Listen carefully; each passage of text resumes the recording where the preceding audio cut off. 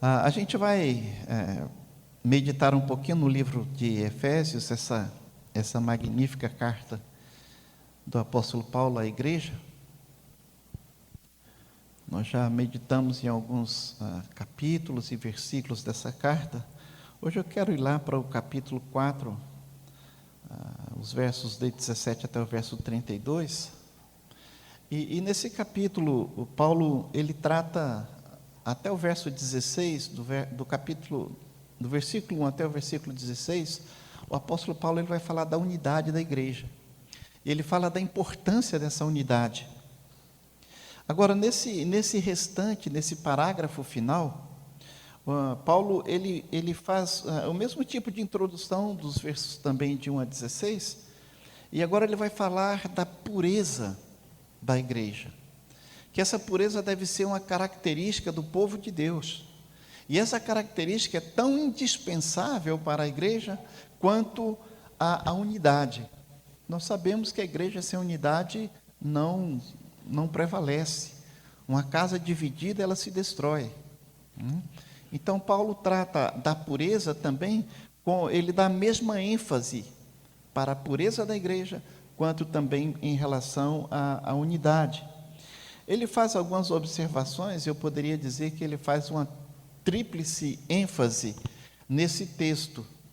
Ele vai falar da admoestação, da aplicação e admoestação, argumentação e aplicação, né? Paulo destaca esses 3 pontos, e se você é adepto a mensagens pontuadas, nós temos aí então os 3 pontos da mensagem, né? Paulo ele começa enfatizando o valor intelectual, de modo que a vida das pessoas, muito pautadas nesse fator intelectual. Quando Paulo descreve os pagãos, ou os descrentes, ou os gentios, ele chama a nossa atenção para algumas coisas. Ele vai falar sobre a vaidade dos próprios pensamentos, ele vai falar do obscurecimento do entendimento, o entendimento obscurecido, ele vai falar da ignorância em que essas pessoas sem Cristo vivem, ele vai falar das suas mentes vazias, ele diz que a sua mente está obscurecida, tem falta de entendimento, ele vai falar que eles vivem na ignorância. Isso os torna realmente orgulhosos, teimosos, licenciosos e impuros. Porque, na verdade, sem o conhecimento de Deus, amados, tudo, em última análise, é vaidade. Porque não há qualquer sentido, não há qualquer propósito. Se você não tem conhecimento de Deus, a vida não tem propósito.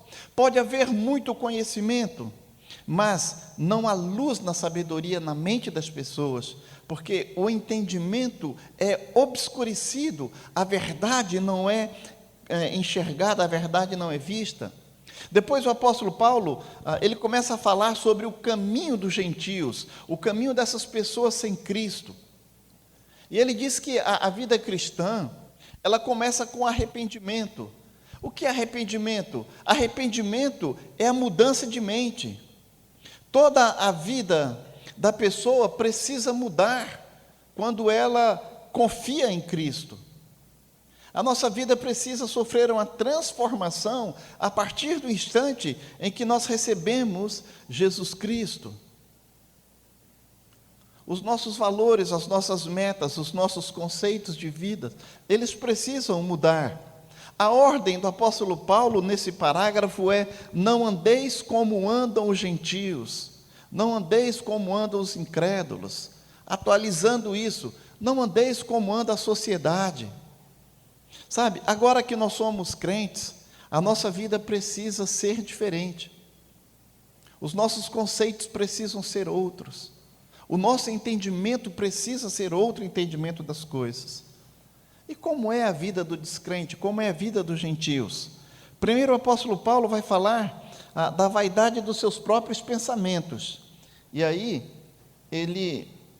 eu estou no tópico 1, tá? Aí ele diz assim no verso 17, Assim eu lhes digo com a autoridade do Senhor, não vivam mais como os gentios, levados por pensamentos vazios e inúteis. Sabe, os cristãos pensam de forma diferente das pessoas não salvas. O pensamento do não salvo, o pensamento do incrédulo, o texto nos diz que é um pensamento inútil, um pensamento cheio de soberba, de arrogância. As pessoas confiam muito mais em si e não confiam em Deus.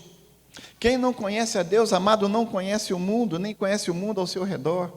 Não conhece nem a si mesmo.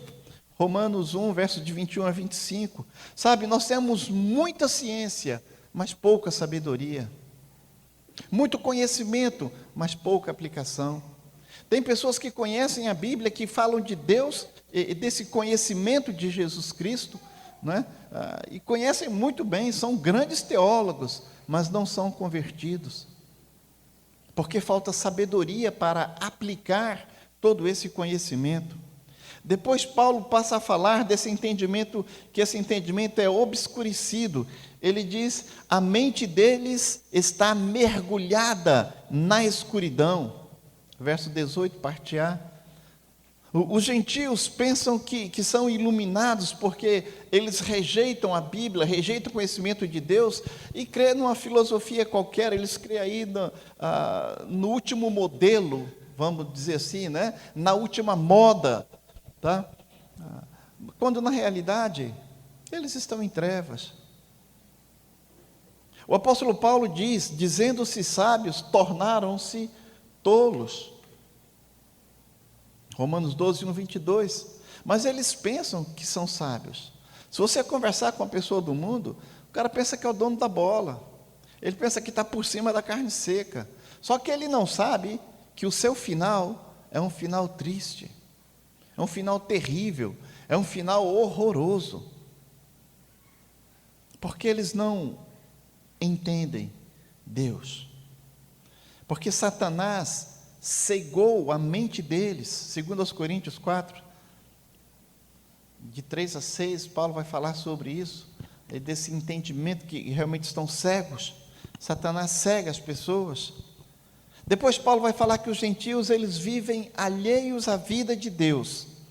Na parte B do versículo, Paulo diz assim, ó, eles andam sem rumo, alienados da vida de Deus, ou da vida que Deus dá, não é? Viver sem esperança, viver sem Deus no mundo. Sabe, quem não tem Deus não tem esperança. Não tem esperança de uma vida futura. Não tem esperança de estar no paraíso. Não tem esperança de uma vida eterna. A pessoa que não tem Deus não tem esperança. O futuro mais certo para essa pessoa é a eternidade longe de Deus. É o inferno. Vivem separados de Deus, adoram outros deuses, abandonaram o Deus verdadeiro, o Deus vivo. Quando Paulo afirma que os gentios eles vivem na ignorância, e Paulo diz isso, pois são ignorantes. Ainda estou no verso 4. João Calvino, ele diz o seguinte, na sua obra Institutos da Religião Cristã, ele diz acertadamente que o verdadeiro conhecimento começa com Deus. Quem não conhece a Deus é escravo da ignorância.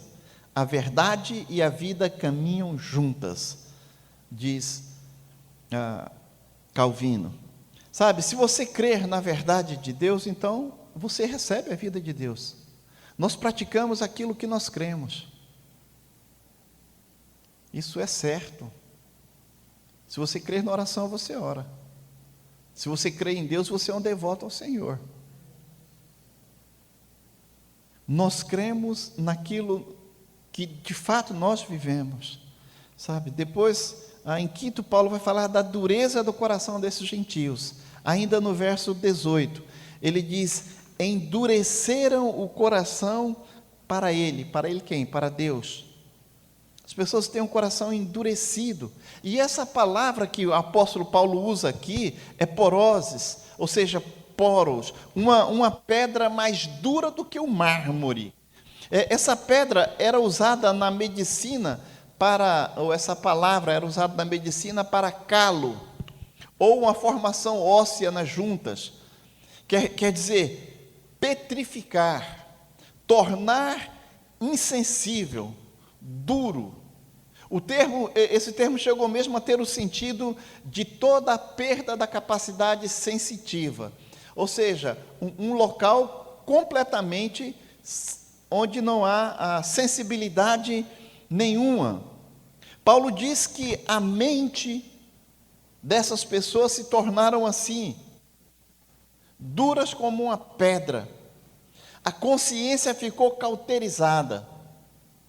E nesse coração duro, como pedra, não há lugar para Deus, não há lugar para os valores morais. Paulo diz que as pessoas sem Cristo, os pagãos, eles chegam ao ponto de perder completamente a insensibilidade, um coração absolutamente duro. Sabe, o horrível do pecado, amado irmão, é o seu efeito petrificador. O pecado, ele endurece, ele enrijece, ele deixa mesmo duro, completamente duro. No começo a pessoa sente vergonha de pecar. Depois a pessoa perde o pudor, ela perde o temor, ela perde o horror àquele pecado. Ela peca sem remorso, ela peca sem pesar. A consciência fica petrificada. Sabe, há uma lenda que retrata bem esse processo de petrificação.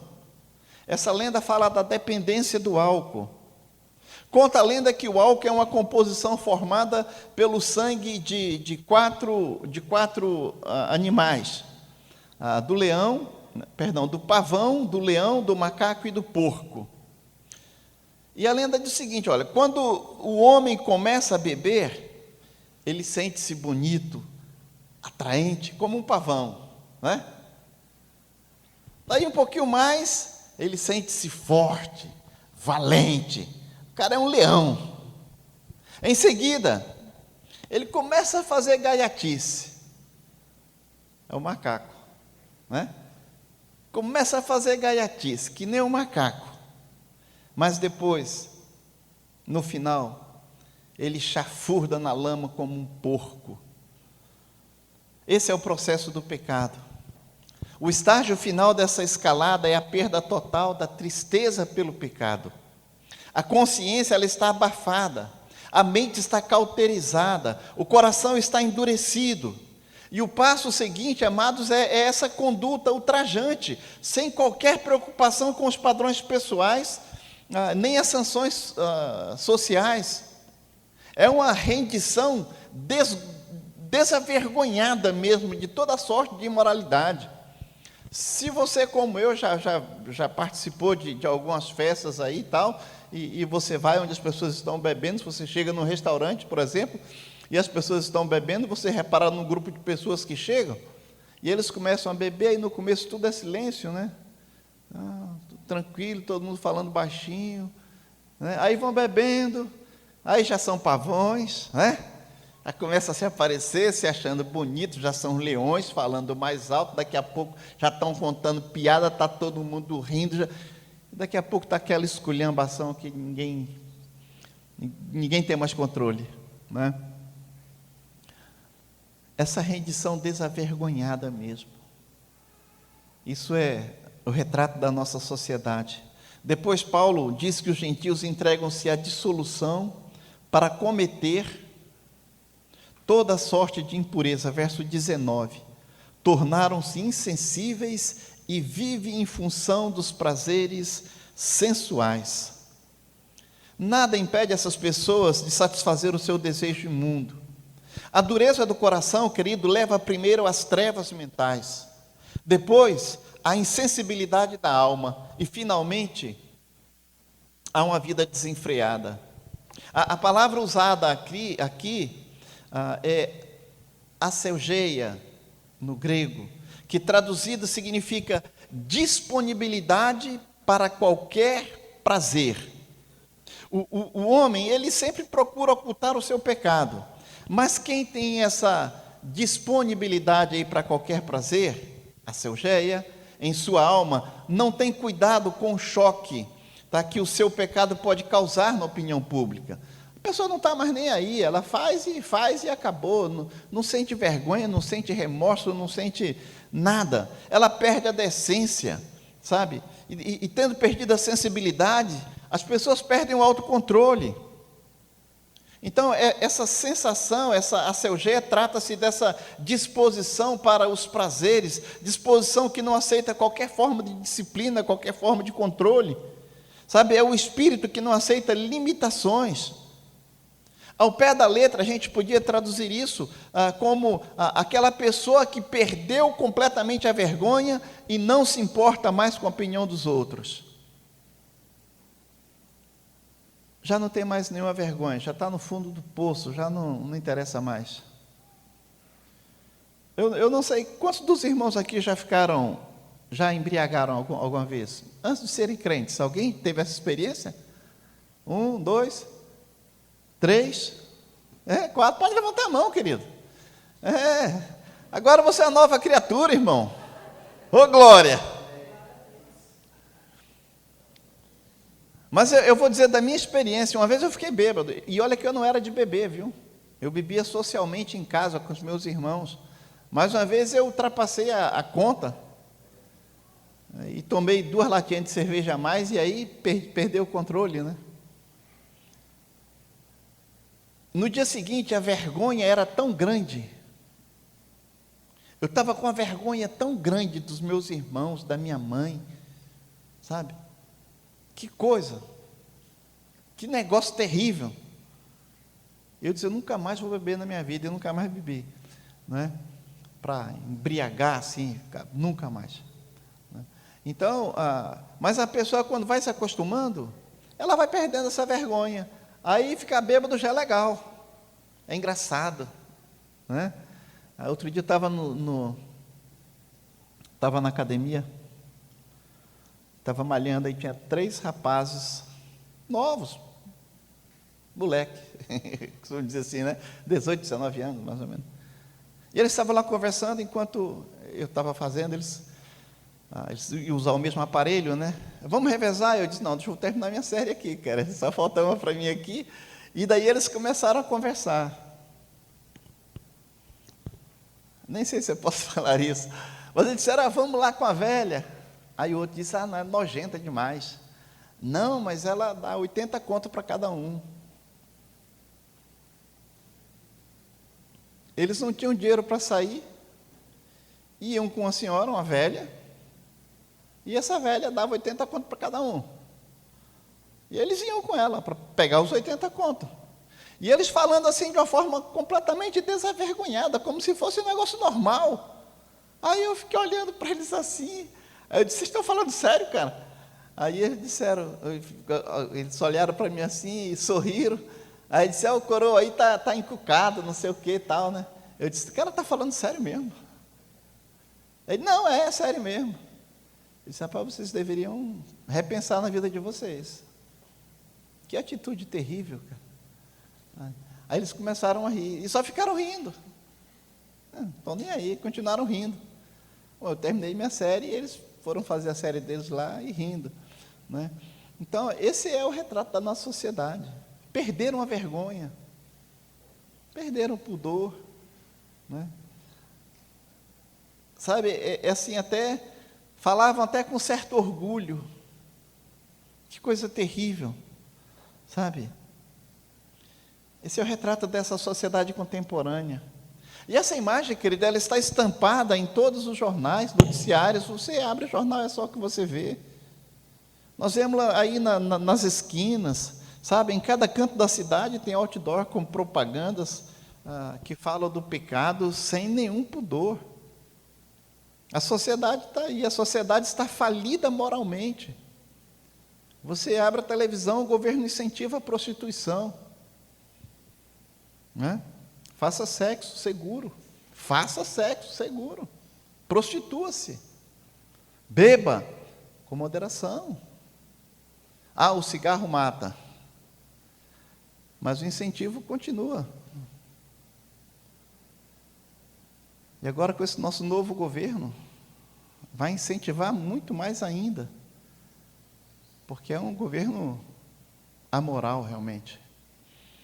Então nós precisamos estar posicionados como igreja. Querido, invista na vida dos seus.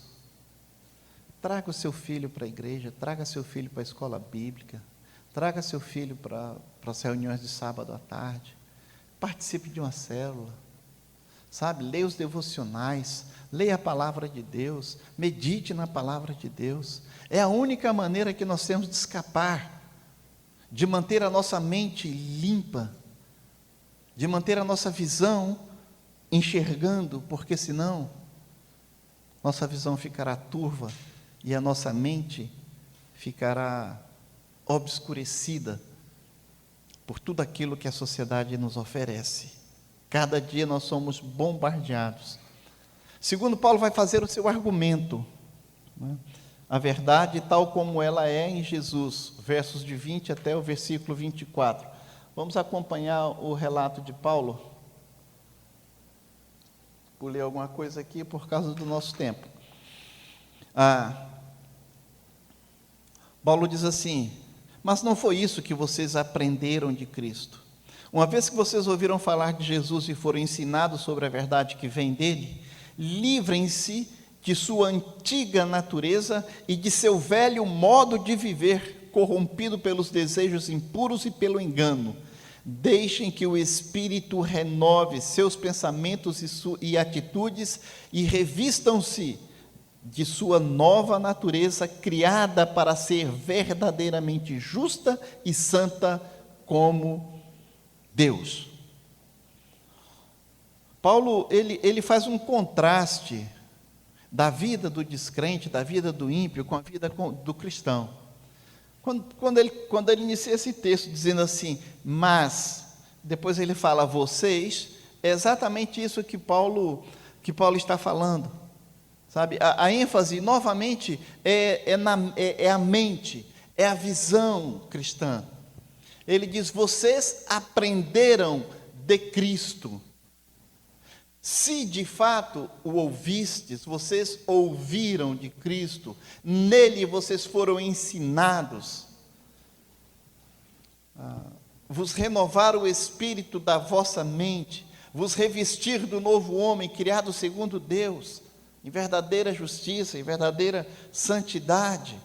Sabe, é importante que Paulo fala de aprender com Cristo, e não aprender sobre Cristo. Porque aprender com Cristo representa ter um estreito relacionamento com Cristo. Mas aprender de Cristo é ter informações sobre Ele. Então, informações sobre Cristo eu posso buscar em qualquer lugar, mas aprender com Cristo, eu preciso de relacionar-me com o Senhor.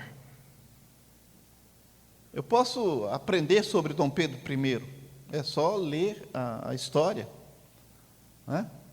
Mas eu não posso aprender com Dom Pedro I, ele já morreu, mas Cristo vive, e o Senhor nos ensina, e Paulo nos adverte a aprender com Cristo. Portanto, nós podemos e devemos aprender com Cristo. Cristo é a substância, Cristo é o mestre, Cristo é o ambiente de ensino, Cristo é o conteúdo do ensino. Nós aprendemos com Cristo, mas Cristo também é o mestre. Observe, ouvistes, ou outro sim. Cristo é um ambiente, nele fostes ensinados na verdade que vem dele. Quanto mais conheço a palavra de Deus, mais conheço o Filho de Deus. Quer conhecer Cristo? Conheça a palavra do Senhor. Aprender com Cristo não é além do que tirar a nossa velha humanidade como uma roupa podre e vestir realmente a nova humanidade criada à imagem de Deus como uma roupa nova. É que o texto nos diz, nos revestir. A conversão que nós experimentamos um dia, ela deve ser seguida dessa conversão diária, todos os dias. Sabe, eu preciso me converter todos os dias. Me converter do quê? Dos meus erros, dos meus enganos, sabe, dos meus pecados. Tornar-se cristão envolve realmente uma mudança radical. Envolve o repúdio do próprio eu antigo, a nossa velha humanidade caída, e a adoção da nova humanidade criada de novo.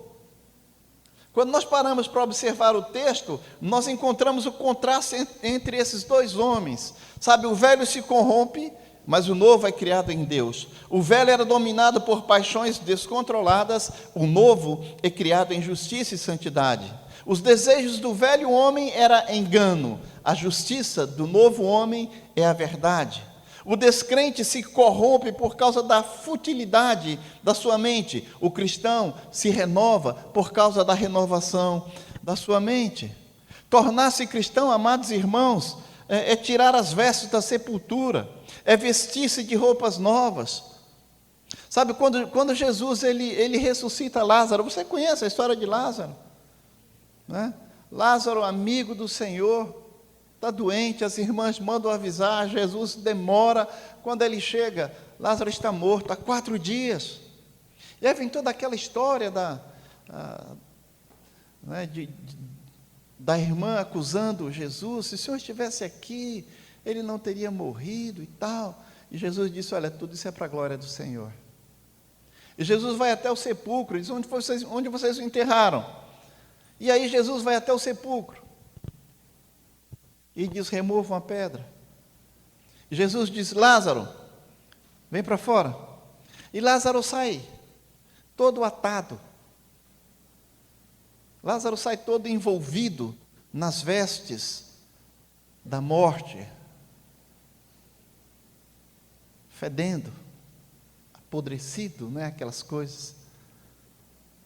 E Jesus olha para ele e diz, desatai-o, deixai-o ir. Da mesma forma que Lázaro precisou tirar toda aquela mortalha, aquela vestimenta da morte, nós também precisamos tirar a velha roupa do pecado, e vestir uma nova roupa, a roupa do novo homem, essa roupa sem mancha, sem mácula, que o Senhor nos dá. Nós precisamos nos vestir das roupagens do novo homem. Depois a gente tem a aplicação disso, a nominação dos pecados. Paulo não apenas ele expôs os princípios, mas agora ele aplica esses princípios nas diferentes áreas da vida. Paulo chama alguns pecados aqui pelo nome. 5 diferentes pecados são mencionados, os quais a igreja precisa evitar. E esses pecados tratam-se do relacionamento entre os crentes. Paulo então deixa agora aquela visão pessoal, de que você precisa fazer isso, e agora ele vai tratar dos assuntos da nossa vida comunitária.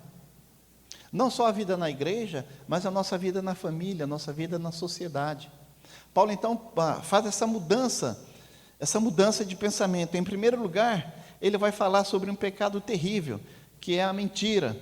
E ele diz, portanto, abandonem a mentira e digam a verdade a seu próximo, pois somos parte do mesmo corpo. A mentira, amados irmãos, é uma afirmação contrária dos fatos. A mentira é falada com o propósito de enganar. Quando nós mentimos, o nosso propósito é enganar. A mentira abrange toda espécie de trapaça. O diabo é o pai da mentira. João 8,44. Ele foi assassino desde o princípio, sempre odiou a verdade, pois não há verdade alguma nele. Quando ele mente, age de acordo com o seu caráter, pois é mentiroso e pai da mentira. Sabe, quando falamos a verdade, Deus está trabalhando em nós. Mas quando falamos a mentira, o diabo está agindo por nosso intermédio. Os mentirosos, ou seja, aqueles que são controlados pela mentira, não herdarão o reino de Deus. Apocalipse 22, verso 15. O primeiro pecado condenado na igreja primitiva, o pecado da mentira. Ananias e Safira, você se lembra a história? Não é? Venderam a casa por determinado preço e chegaram lá e disseram, não, a gente vendeu por X. A primeira mentira. A questão não foi que não entregaram o valor todo, a questão foi que mentiram. E Deus puniu com morte. Se eles chegassem lá e dissessem, ó, nós vendemos nossa casa por 10 mil, mas nós só vamos dar 5 mil para a igreja. Ótimo, irmão. Obrigado, querido. Né? Mas a questão toda foi a mentira. Sabe? A mentira destrói a comunhão. A comunhão é edificada na confiança. A base da comunhão é a verdade. A falsidade, ela subverte a comunhão, ela quebra a comunhão. Então, nós precisamos falar a verdade uns com os outros, porque a verdade fortalece. Em segundo lugar, Paulo fala da ira. E ele diz no versos 26 e 27, não pequem ao permitir que a ira os controle. Acalmem a ira antes que o sol se ponha, pois ela cria oportunidades para o diabo. Há dois tipos de raiva, querido. A raiva justa e a raiva injusta. O que é uma raiva justa? E nós precisamos sentir essa raiva justa. A raiva justa é aquela raiva contra o pecado. Por exemplo, Moisés contra a idolatria do povo. É um exemplo clássico, né? A ira de Martinho Lutero contra as indulgências. Isso é um dos exemplos mais claros também a respeito desse ensinamento de Paulo. A ira de Jesus, ou a raiva de Jesus no templo ao expulsar os cambistas. Esse é um exemplo por excelência desse princípio bíblico. Nós devemos orar podemos ter raiva por causa do pecado. Porque se Deus odeia o pecado, seu povo também deve odiá-lo. Sabe, se o mal desperta a raiva de Deus, deve despertar também a nossa raiva. O salmista no Salmo 119, verso 53, ele diz assim, ó, fico furioso com os perversos, pois eles rejeitam a tua lei. Sabe, ninguém deve ficar enraivecido, a não ser que esteja enraivecido contra a pessoa certa, no grau certo, na hora certa, pelo propósito certo e no caminho correto. Então, se você está enraivecido com alguém nessa situação, ok. Trata logo esse problema. Senão, você está completamente errado. Paulo qualifica a sua expressão permissiva quando ele diz assim, se vocês sentirem raiva, ele faz isso com três negativas, né? Ele diz assim, não pequem. Primeiro, nós devemos nos assegurar de que a nossa raiva esteja livre de orgulho, esteja livre de despeito, esteja livre de malícias, ou esteja livre de espírito de vingança. Então, nós precisamos ver o grau da nossa raiva. Depois ele diz, acalmem a ira antes que o sol se ponha. Paulo não está permitindo você ficar com raiva o dia inteiro. Né? Já vi pessoas dizer assim, não, a Bíblia diz que até o sol se pôr. Então eu posso ficar com raiva o dia inteiro. Não é isso que Paulo está dizendo. Ele está dizendo, não acumulem raiva. Não acumulem a raiva. É isso que ele está nos ensinando. Nós não devemos armazenar raiva. Porque se nós armazenarmos a raiva, isso vira amargura. E a amargura destrói. É a raiz de muitos males.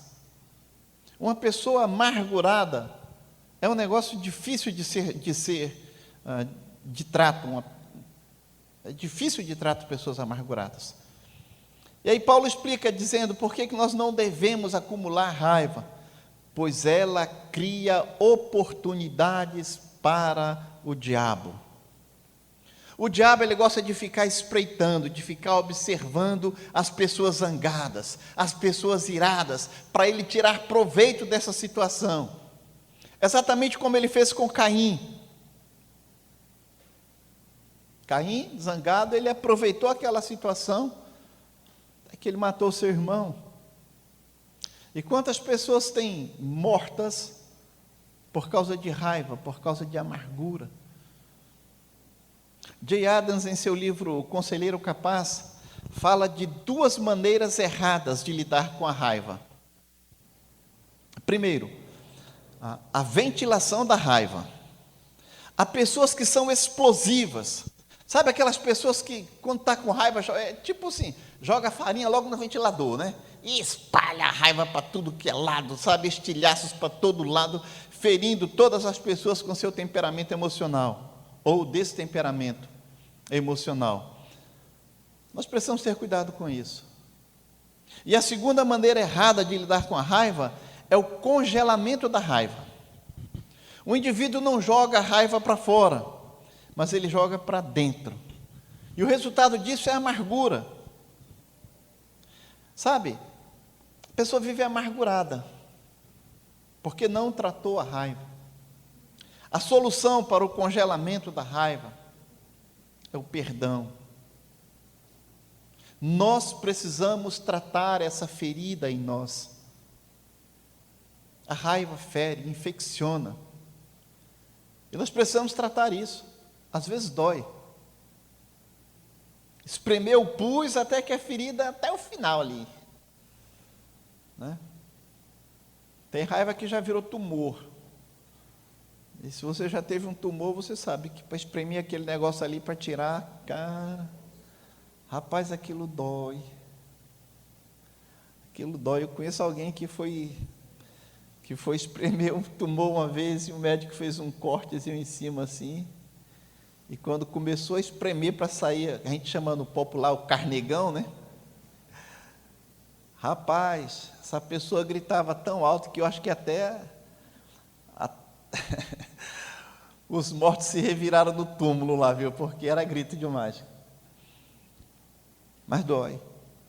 Tratar a raiva dói, mas nós precisamos espremer isso, fazendo uma asepsia da alma, fazendo uma faxina da mente, uma limpeza do coração. Nós temos que tirar isso de dentro de nós. Em terceiro, Paulo fala sobre o roubo. Ele diz: quem é ladrão, pare de roubar. Em vez disso, use as mãos para trabalhar com empenho e honestidade, e assim ajudar generosamente os necessitados. Deus estabelece aqui o direito de propriedade. Nós não devemos roubar o que não é nosso. O roubo inclui toda sorte de desonestidade, e toda coisa que visa tirar aquilo que é do outro. Pesos, medidas, salários, trabalhos, impostos, dízimos e etc. Da mesma forma que o diabo é mentiroso e assassino, é também ladrão. João 10:10. Ele fez de Judas um ladrão. João 12, verso 6. Quando ele tentou Eva, ele levou Eva a roubar. Ela roubou do fruto proibido, comeu escondido do Senhor. Ele fez Adão também fazer a mesma coisa, tornou Adão também um ladrão, porque ele também comeu do fruto. Mas esse primeiro Adão foi ladrão e foi expulso do paraíso. Mas o segundo Adão, Jesus, o Cristo, voltou-se para um ladrão e lhe disse: hoje estarás comigo no paraíso. Amém? Sabe, não basta ao desonesto parar de furtar. Não basta ao ladrão parar de roubar. Paulo dá mais duas ordens. Ele diz para trabalhar para o sustento próprio e trabalhar para ajudar os outros. Ao invés de ser um parasita na sociedade, querido, seja um benfeitor. A nossa motivação, a motivação do crente, a motivação do cristão para ganhar o pão de cada dia, não é ter o suficiente para si mesmo e para os seus. Além disso, deve ter também para o seu próprio conforto, talvez até para um pequeno luxo, não tem nada de errado nisso, mas também para ajudar os necessitados.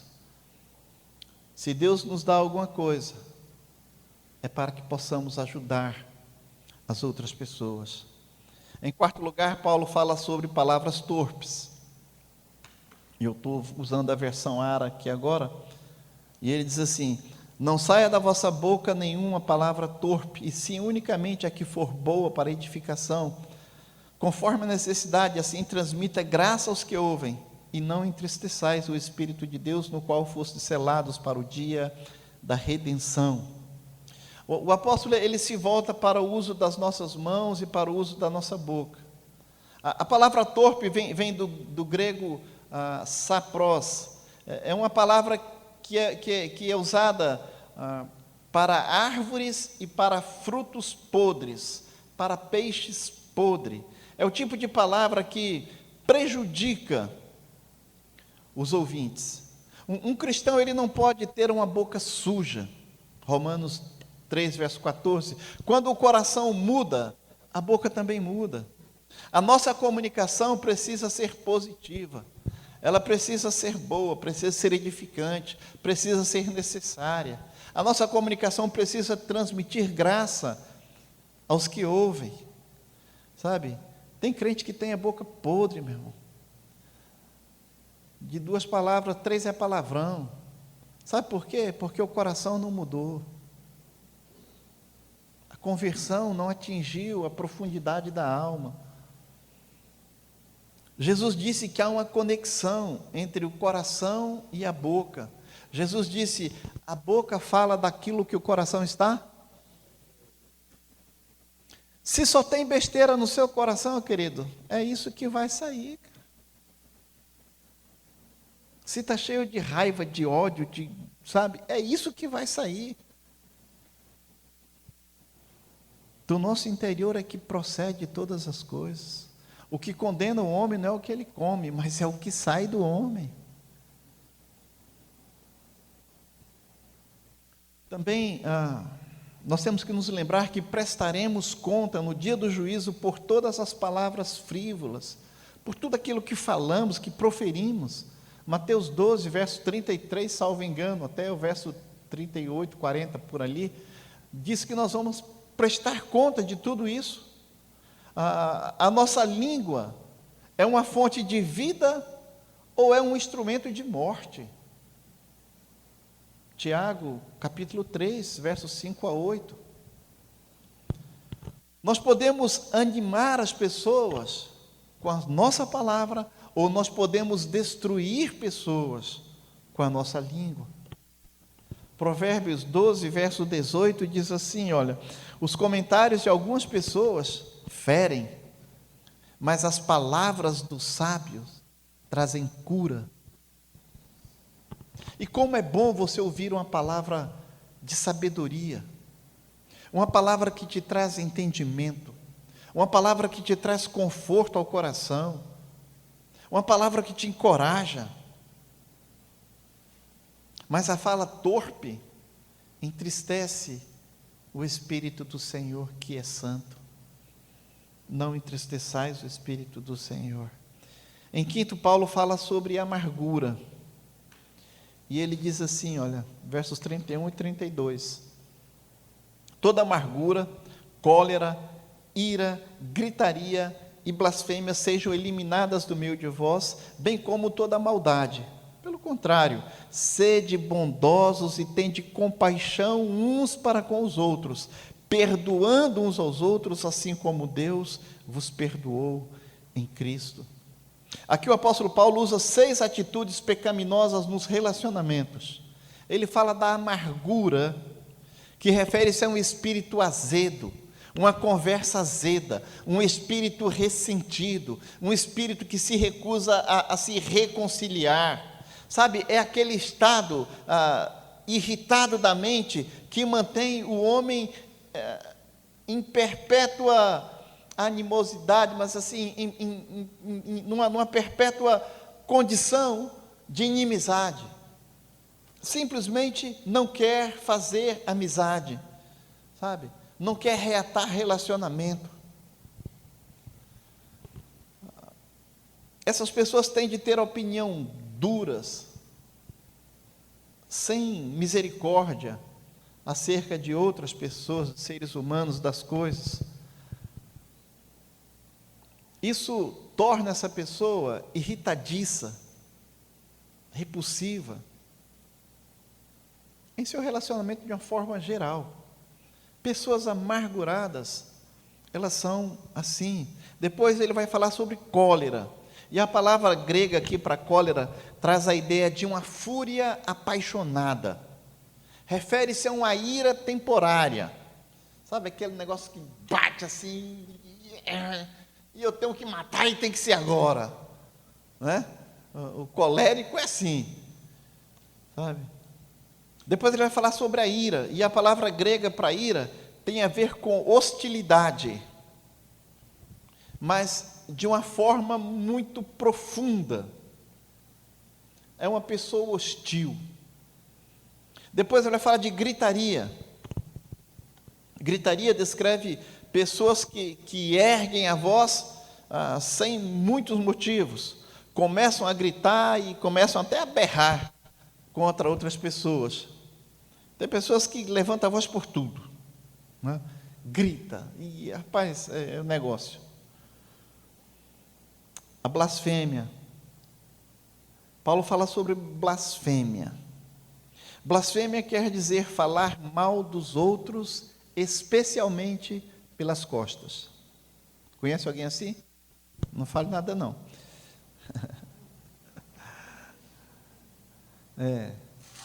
Tem neguinho que dá o maior valor, falar pelos outros pelas costas. É facada, é punhalada, sabe? É cruel. Difama, destrói a reputação das pessoas. Depois ele fala sobre a malícia. A malícia vem da palavra grega aqui, que quer dizer má vontade, incluindo o desejo de tratar mal as pessoas. A malícia é esse desejo de tratar mal as pessoas, de fazer o mal para as pessoas, de planejar o mal, de sonhar com o mal para outras pessoas, de desejar o mal para outras pessoas. Essas atitudes pecaminosas, elas devem ser substituídas pela benignidade, pela compaixão e pelo perdão. Esse é o modo de andar digno de Deus. Eu estou concluindo, irmãos. Nós somos encorajados a viver segundo as palavras do apóstolo nessa carta, a romper com os nossos velhos hábitos. Somos uma nova criação de Deus. Precisamos trocar as nossas roupas velhas, tirar esses trapos de imundície pelas vestiduras novas do novo homem, pelas vestiduras de santidade. Precisamos aprender com Cristo, ouvir e obedecê-lo, ter a nossa mente renovada pela palavra de Deus, usar de sabedoria, ou seja, pôr em prática tudo aquilo que aprendemos. Precisamos ser sábios, e que Deus nos ajude e nos capacite a viver os seus preceitos para a honra e para a glória do seu nome. Amém? Curva sua cabeça, vamos orar. Querido Deus, nós te louvamos, Pai. Obrigado por tudo que tu és. Obrigado, Senhor, por nos advertir, nos admoestar através da tua palavra, Senhor. Ajuda-nos a sermos santos, como tu és santo. Ajuda-nos a desenvolver a nossa salvação com temor e com tremor.